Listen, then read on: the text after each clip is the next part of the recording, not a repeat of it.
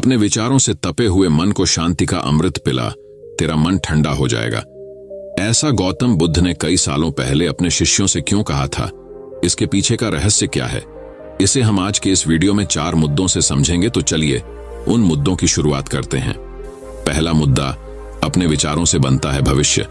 भगवान बुद्ध कहते हैं कि आज आप जो भी हैं वह आपके पिछले विचारों का परिणाम है। विचार ही वस्तु बन जाते हैं। इसका सीधा सा मतलब यह है कि हम जैसा सोचते हैं वैसा ही भविष्य का निर्माण करते हैं। यही बात धम्मपद, गीता, जिन सूत्र और योग सूत्र में कही गई है। इसे आज का विज्ञान आकर्षण का नियम कहता है। संसार को हम 5 इंद्रियों से ही जानते हैं और कोई दूसरा रास्ता नहीं। जो भी ग्रहण किया गया है उसका मन और मस्तिष्क पर गहरा प्रभाव पड़ता है। उस प्रभाव से ही चित्त निर्मित होता है और निरंतर परिवर्तित होने वाला होता है। इस चित्त को समझने से ही आपके जीवन का खेल आपको समझ में आने लगेगा। अधिकतर लोग अब इसे समझकर अच्छे स्थान, माहौल और लोगों के बीच रहने लगे हैं। वे अपनी सोच को बदलने के लिए ध्यान या पॉजिटिव मोटिवेशन की क्लासेस भी जाने लगे हैं। वैज्ञानिक कहते हैं कि मानव मस्तिष्क में 24 घंटे में लगभग 60,000 विचार आते हैं। उनमें से ज्यादातर नकारात्मक होते हैं। नकारात्मक विचारों का पलड़ा भारी है तो फिर भविष्य भी वैसा ही होगा, और यदि मिश्रित विचार हैं तो मिश्रित भविष्य होगा। अधिकतर लोग नकारात्मक फिल्में, सीरियल और गाने देखते रहते हैं। इससे उनका मन और मस्तिष्क वैसा ही निर्मित हो जाता है। वे गंदे या जासूसी उपन्यास पढ़कर भी वैसा ही सोचने लगते हैं। आजकल तो इंटरनेट है जहां हर तरह की नकारात्मक चीजें ढूंढी जा सकती हैं। न्यूज चैनल दिन भर नकारात्मक खबरें ही दिखाते रहते हैं, जिन्हें देखकर सामूहिक रूप से समाज का मन और मस्तिष्क खराब होता रहता है। तो चलिए जानते हैं दबाव में शांत रहने का रहस्य। जिस तरह से आप दबाव पर प्रतिक्रिया करते हैं वह आपके बारे में बहुत कुछ कहता है। क्या आप गर्म स्थिति में शांत रहते हैं या आप तनाव के पहले संकेत पर ही भड़क उठते हैं? यह पता चला है कि आपके व्यवहार के पीछे कुछ जटिल कारण हैं। यदि आप दबाव में शांत रहने के लिए संघर्ष कर रहे हैं तो ऐसे उपकरण हैं जिनका उपयोग आप इससे निपटने के लिए कर सकते हैं, जिनके कई फायदे हैं। खासकर जब परीक्षाएं नजदीक आ रही हो, तनाव के प्रति हमारी प्रतिक्रिया किस कारण से होती है? हमारे जीवन में तनाव का स्तर बढ़ और घट सकता है। आखिर परीक्षाएं इतनी तनावपूर्ण क्यों होती हैं? बुद्ध बताते हैं, परीक्षा से पहले लगभग हर कोई घबराहट महसूस करता है। परीक्षाएं कई कारणों से तनावपूर्ण हो सकती है, जैसे लोगों का खुद से बहुत अधिक उम्मीदें रखना, दूसरों से अपनी तुलना करना और परीक्षा पूरी करने और परिणाम प्राप्त करने के बीच अनिश्चितता की अवधि। लेकिन जितना संभव हो सके तनाव को प्रबंधित करना महत्वपूर्ण है, क्योंकि इसका परिणामों पर प्रभाव पड़ सकता है। जब हम तनावग्रस्त होते हैं तो हमारी स्पष्ट रूप से सोचने की क्षमता प्रभावित होती है और एकाग्रता और समस्या समाधान कौशल कमजोर हो जाते हैं। बुद्ध कहते हैं, हम कोर्टिसोल नामक एक तनाव हार्मोन भी छोड़ते हैं और बताते हैं कि ऊंचा कोर्टिसोल हमारी याददाश्त के साथ साथ हमारी प्रतिरक्षा प्रणाली में भी हस्तक्षेप करता है। वह पायलटों को उन लोगों के आदर्श उदाहरण के रूप में रेखांकित करती है जो तनावग्रस्त हुए बिना सतर्क रहने में सक्षम हैं। शांत रहने से वे सर्वोत्तम संभव तरीके से प्रतिक्रिया करने में सक्षम हो जाते हैं और दुविधा से निपटने के लिए चरण दर चरण प्रक्रिया से गुजरते हैं। इस तर्कसंगत दृष्टिकोण का मतलब है कि वे कर्मचारियों और यात्रियों से संवाद कर सकते हैं, उनकी पायलट सामग्री की समीक्षा कर सकते हैं और आवश्यक कदम उठा सकते हैं। बुद्ध कहते हैं कि अगर छात्रों को परीक्षा के दिन अपना सर्वश्रेष्ठ प्रदर्शन करना है तो उन्हें भी वही दृष्टिकोण अपनाने और बिना घबराए सतर्क रहने की जरूरत है। तनाव का स्तर बढ़ने पर शांत कैसे रहे? चलिए जानते हैं। कभी कभी तनाव अपरिहार्य होता है, लेकिन बुद्ध के अनुसार तनाव को प्रबंधित करने और कम करने की कुंजी संकेतों को जल्दी पहचानना है। कुछ संकेत ऐसे हो सकते हैं जिन्हें आप महसूस करते हैं, जैसे हृदय गति में वृद्धि, चिंताजनक विचारों में वृद्धि या चिंताजनक भावना। तनाव बढ़ने से पहले उसे कम करने के लिए बुद्ध की युक्तियों में शामिल हैं। पहली युक्ति, विश्राम या फिर संगीत सुने, स्नान करे या गहरी सांस लेने के कुछ व्यायाम करे। दूसरी युक्ति, व्यायाम, इससे एंडोर्फिन रिलीज होगा और मानसिक और शारीरिक दोनों लाभ होंगे। तीसरी युक्ति, मंत्र का उपयोग करना, अपने दिमाग में बार बार आराम करें या शांत जैसे शब्द कहे। चौथी युक्ति, सकारात्मक आत्मचर्चा, ऐसी बातें कहे जो चिंता कम करे, जैसे मैं यह कर सकता हूं या यह ठीक रहेगा। 5वीं युक्ति, स्वस्थ जीवन शैली बनाए रखें। अच्छा खाएं, भरपूर नींद लें और हाइड्रेटेड रहें। 6ठी युक्ति, सुखद घटनाएं। तनावपूर्ण समय के दौरान दोस्तों, परिवार और शौक के लिए समय निकालते रहें। समय प्रबंधन व्यवस्थित रहें और बहुत अधिक काम न लें। आप अकेले नहीं हैं। जब आप तनावग्रस्त या अभिभूत महसूस कर रहे हों तो यह जानना महत्वपूर्ण है कि प्रबंधन में आपकी सहायता के लिए बहुत सारे संसाधन हैं।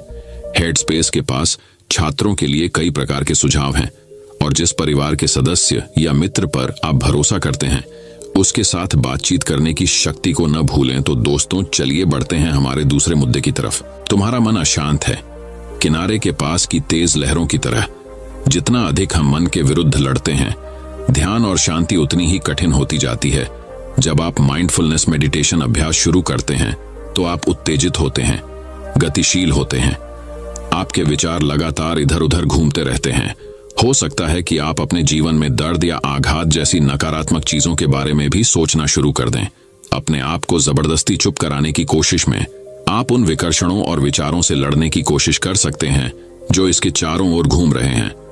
अनुभव आपको डूबा हुआ और पराजित महसूस करा सकता है, क्योंकि मौन एक अप्राप्य लक्ष्य प्रतीत होता है। मौन ध्यान के लिए अपने मन को शांत करने का प्रयास तट के करीब लहरों से लड़ने की कोशिश करने जैसा हो सकता है। आपके दिमाग का स्वभाव विचार उत्पन्न करना है। सागर की तरह इसकी भी अपनी लय और प्रवाह है। इसका सम्मान किया जाना चाहिए, न कि डरना चाहिए या इसके खिलाफ लड़ना चाहिए। ध्यान में जब मन विचारों में ही उलझा रहे तो क्रोधित और निराश होना व्यर्थ है। यह बस अपना काम कर रहा है। उन विचारों से लड़ने की कोशिश करने से आपकी हताशा ही बढ़ेगी और संपूर्ण सचेतनता का अनुभव करने की आपकी क्षमता में बाधा आएगी। एक बार जब आप इसके खिलाफ लड़ना बंद कर देते हैं और इसे स्वाभाविक रूप से बहने देते हैं तो आप अराजकता और विकर्षणों से परे अपने आंतरिक आत्म की गहराई में पीछे हटना शुरू कर सकते हैं। इसकी सभी अवस्थाओं में मन की सराहना करना, प्राइमर्डियल साउंड मेडिटेशन जैसी मंत्र आधारित ध्यान तकनीक का अभ्यास करने में आप अपने मंत्र को सहजता और आसानी से दोहराते हैं। मंत्र एक उपकरण है जो मन पर कब्जा कर लेता है, जिससे आप ध्यान में गहराई तक जा सकते हैं। मंत्र संक्षेप में एक विचार है जो अन्य विचारों को प्रतिस्थापित करता है। जैसे जैसे आप अपना मंत्र दोहराएंगे, आपके मन में विचार आते रहेंगे, लेकिन अगर आप उन्हें घटने और बहने देते हैं तो समय बीतने के साथ साथ आप एक शांत मन का अनुभव करेंगे। मौन ध्यान आपको आंतरिक शांति और खुशी प्राप्त करने के लिए अपने व्यस्त मस्तिष्क से जागरूकता लाने में मदद करेगा। सांसों की धीमी गति और मन की शांति आपको अपने भीतर सभी सुंदर चीजों को देखने के लिए स्पष्टता लाती है, क्योंकि आप पूरे ब्रह्मांड की पूर्णता का प्रतिबिंब बन जाते हैं। हालांकि गतिविधि में भी उतनी ही सुंदरता है जितनी शांत पानी में है। यदि आप मन की अशांति में उसकी सराहना करना सीख सकते हैं तो आप उसकी शांति का अनुभव करने के लिए तैयार होंगे। समुद्र की उथल पुथल सुंदर सीपियों, चट्टानों और समुद्री जीवों का उपहार लेकर आती है। मन की गतिविधि जब गहराई से देखी जाती है तो आपके लिए रचनात्मकता और समाधान ला सकती है। यह सब इस बात पर निर्भर करता है कि आप कहां स्थित हैं। क्या आप लगातार तेज लहरों से यानी अपने विचारों से इधर उधर उछले जा रहे हैं, और क्या आप अपने मन पर सहजता और निडरता से तैर रहे हैं? अपने ध्यान अभ्यास के माध्यम से प्राप्त मौन में निहित आपके लिए दैनिक जीवन की हलचल में एक नए दृष्टिकोण के साथ वापस कदम रखना आसान होगा। दूसरे शब्दों में, मन की मौन वापसी के माध्यम से आंतरिक शांति तक पहुंचना जीवन की खामियों को रोकने के बारे में नहीं है, बल्कि उन्हें एक नए दृष्टिकोण से गले लगाने के बारे में है। और आहत करने वाले शब्दों की बौछार के बजाय आप अपनी मां की आलोचना को अस्पष्ट पैकेजिंग में प्रेमपूर्ण चिंता के रूप में देखना शुरू कर सकते हैं। जाने दो और अपने भीतर के एसओ पर भरोसा रखो। अक्सर नए ध्यानी निराश होकर मेरे पास आते हैं क्योंकि वे मन को नियंत्रित करने या विचारों को दूर धकेलने की कोशिश करते हैं। उन्हें ध्यान करने के लिए बैठना कठिन और चिंताजनक लगता है। वे प्रयास करते रहते हैं और महसूस करते हैं कि वे कभी भी उस शांति तक नहीं पहुंच पाते जिसकी उन्हें तलाश है। मुख्य बात यह है कि मन को वैसा ही रहने दिया जाए जैसा वह है। जो जैसा है उसे वैसे ही स्वीकार करो। इसके साथ दया और करुणा का व्यवहार करें। एक बार जब आप ऐसा कर लेते हैं तो हो सकता है कि आप खुद को खुश और यह जो करता है उस पर हंसते हुए पाएं। कभी कभी हम जो जानते हैं उससे आगे बढ़ने से डरते हैं। अज्ञान डरावना हो सकता है। अराजकता में भी एक पैर जमीन पर रखते हुए भी हम सुरक्षित महसूस करते हैं। जाने दो और भरोसा करना सीखो कि मन से परे तुम्हारा आंतरिक आत्म तुम्हें वहां ले जाएगा जहां तुम्हें जाना है। इससे लड़ने के बजाय अपने आप को इसके द्वारा बह जाने दें और आप भी संपूर्ण ब्रह्मांड के प्रवाह और लय के साथ एक हो जाएंगे। अपने ध्यान अभ्यास में गहराई तक जाने और मौन ध्यान का पूरा लाभ उठाए। तो दोस्तों, अब चलिए बढ़ते हैं हमारे तीसरे मुद्दे की तरफ। किसी भी स्थिति में मन को शांत रखने का रहस्य। क्या आपको किसी एक चीज पर लंबे समय तक ध्यान केंद्रित करने में परेशानी होती है? शायद इस वीडियो के अंत तक पहुंचना भी एक संघर्ष होगा। आज की दुनिया ध्यान भटकाने वाली है, जिससे ध्यान केंद्रित करना और अपना सर्वश्रेष्ठ प्रदर्शन करना लगभग असंभव हो गया है। यह इस तथ्य से आसान नहीं है कि वे ध्यान भटकाने वाले फोन सूचनाओं के बारे में सोचें, इतने व्यसनी हैं।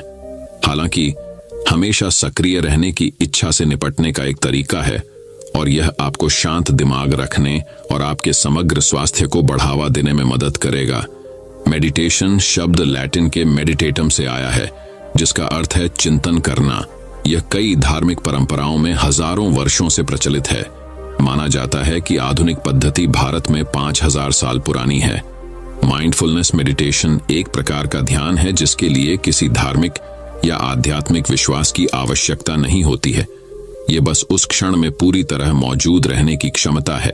यह हमारे लिए हर पल उपलब्ध है और हमारी दुनिया अधिक विकर्षणों से भरी होने के बावजूद कार्यबल में ऐसे लोगों की बड़ी मांग है जो फोकस और ध्यान कौशल का प्रदर्शन कर सकते हैं। इसलिए यदि आप स्वयं को माइंडफुलनेस मेडिटेशन में निपुण बनने के लिए प्रशिक्षित कर सकते हैं, तो आप न केवल अपनी भलाई में सुधार करेंगे, बल्कि आप एक मांग वाले मनुष्य भी बनेंगे। माइंडफुलनेस मेडिटेशन के 4 फायदे। पहला फायदा, चिंता और तनाव कम हो जाएगा। आपके शरीर में उत्पादित कॉर्टिसोल यानी ये तनाव हार्मोन है, इसका स्तर कम हो जाएगा। यह तनावपूर्ण स्थितियों में हमारी लड़ो या भागो प्रतिक्रिया के लिए जिम्मेदार है, जो कि तब बहुत अच्छा था जब हम गुफाओं में रहने वाले लोग और महिलाएं थे, लेकिन आधुनिक कार्यालय में नहीं। दूसरा फायदा, बेहतर भावनात्मक दूरी। आपके पास निर्णय लेने और तर्क करने की बेहतर समझ होगी, जो आपको अपनी भावनाओं को रास्ते में आने देने के बजाय चीजों को वैसे ही देखने में मदद करेगी जैसी वे वास्तव में हैं। तीसरा फायदा, ध्यान अवधि में सुधार। न्यूरोप्लास्टिसिटी मस्तिष्क का मांसपेशियों के निर्माण वाला हिस्सा है। जो चीजें हम अक्सर करते हैं उनमें हम मजबूत हो जाते हैं और जो चीजें हम उपयोग नहीं करते वे फीकी पड़ जाती हैं। ध्यान केंद्रित करने की अपनी क्षमता का अभ्यास करने से आपको बेहतर प्रदर्शन करने में मदद मिलेगी। चौथा फायदा, बेहतर नींद। न केवल आपको जल्दी नींद आएगी, बल्कि आपकी नींद की गुणवत्ता में भी सुधार होगा। शुरुआत कैसे करें? एक शांत जगह ढूंढें, अपनी आंखें बंद करें और अपनी सांसों पर ध्यान केंद्रित करें। यदि आप देखते हैं कि आपका मन भटक रहा है, जो कि अक्सर भटकता रहता है, तो बस इसे अपनी सांसों पर ध्यान केंद्रित करने पर वापस लाए। 5 मिनट या 1 मिनट तक सांस लेने से शुरुआत करें। वास्तव में इससे कोई फर्क नहीं पड़ता कि आप अपनी सचेत अवस्था में कितना समय बिताते हैं, क्योंकि हर बार जब आप ऐसा करते हैं तो आप अपनी फोकस मांसपेशी विकसित कर रहे होंगे। अभ्यास को अपने लिए कारगर बनाएं। यदि आपको कोई शांत जगह नहीं मिल रही है, तो बस एक ऐसी जगह की तलाश करें जहां आप शांत रहें। यहां तक कि एक व्यस्त कैफे भी पर्याप्त होगा। अपनी सांसों पर ध्यान केंद्रित रखें और अगर आपका मन भटकता है तो चिंता न करें। जब आपका मन भटकता है तो उसे नोटिस करना और उसे अपनी सांसों तक वापस लाने में सक्षम होना ही कौशल है। 5वां फायदा, अपनी आदत को कायम रखना। लोग अपनी आदतें इसलिए तोड़ देते हैं क्योंकि वे पर्याप्त रूप से चिपचिपी नहीं होती। अपने क्यों कारण पर स्पष्ट होना आपकी आदत को बरकरार रखने में मदद करने का एक तरीका है। यदि आप ध्यान करने के कारण यह वीडियो देखते हैं, तो यह आदत बहुत लंबे समय तक नहीं रहेगी। आपका क्यों अंदर से आना चाहिए। उदाहरण के लिए, मैं ध्यान करता हूं क्योंकि मैं अपने स्वास्थ्य को महत्व देता हूं, और जब मैं ऐसा करता हूं तो मैं खुश महसूस करता हूं और दूसरों के साथ बेहतर जुड़ाव महसूस करता हूं। अपनी आदत को कायम रखने का दूसरा तरीका कुछ बाहरी जवाबदेही रखना है, और यहीं पर मध्यस्थता ऐप्स विशेष रूप से उपयोगी होते हैं। वे आपकी प्रगति को ट्रैक करने और आपकी सफलताओं को लॉग करने में आपकी सहायता करते हैं। वे आपके अभ्यास को कुछ संरचना प्रदान करते हुए निर्देशित मध्यस्थता भी प्रदान करते हैं। ये दोनों चीजें आपको कुछ शुरुआती गति प्रदान करेंगी, जो आदत बनाने के शुरुआती दिनों में महत्वपूर्ण है। निर्देशित ध्यान आपके मस्तिष्क को ध्यान केंद्रित करने के लिए प्रशिक्षित करने में मदद करता है।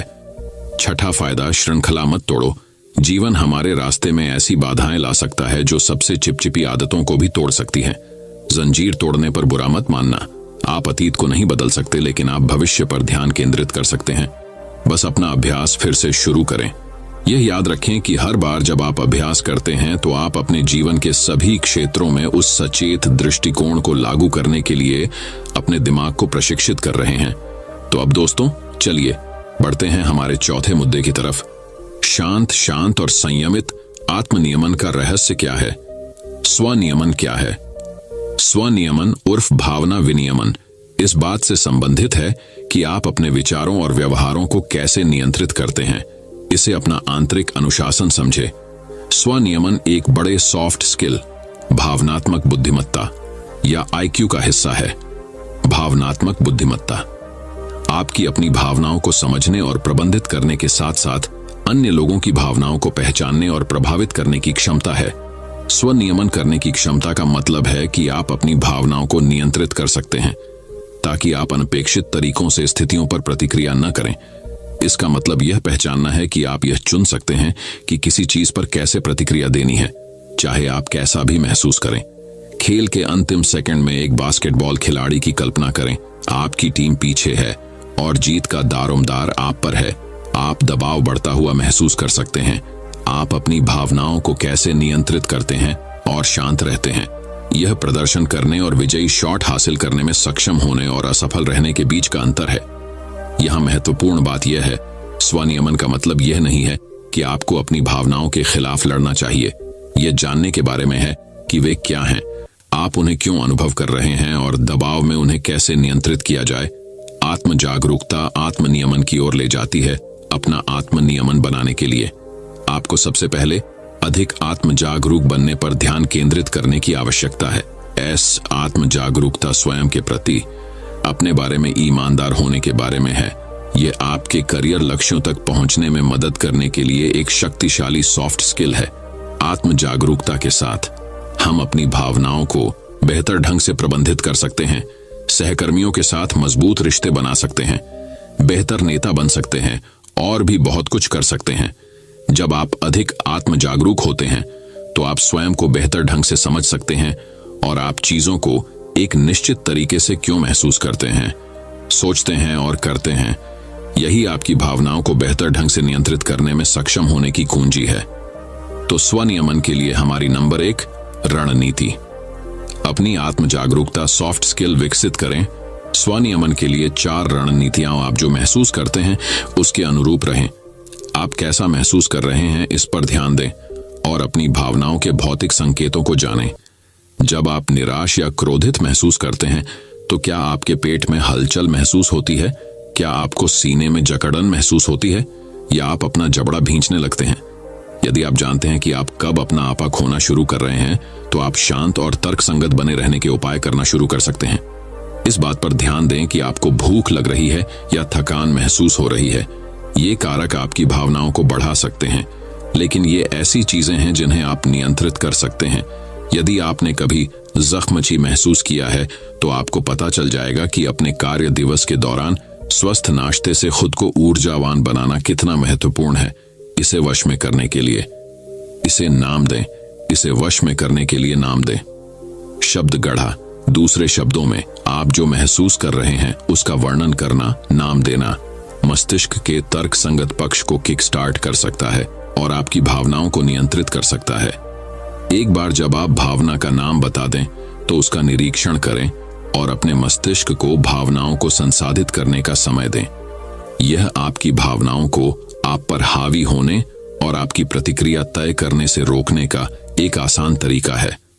अगली रणनीति, अपने आप को जगह दें। स्वनियमन में शीर्ष कौशलों में से एक यह जानना है कि खुद को कब स्थान देना है। आपको प्रतिक्रिया देने से पहले बस रुकना और सांस लेने में 10 सेकंड लग सकते हैं। गहरी सांस लेना तनाव दूर करने का सबसे आसान और प्रभावी तरीकों में से एक है। शोध से पता चलता है कि गहरी सांस लेने और अन्य सांस लेने की तकनीकें तनाव के क्षणों में हमें शांत करने में मदद करती हैं।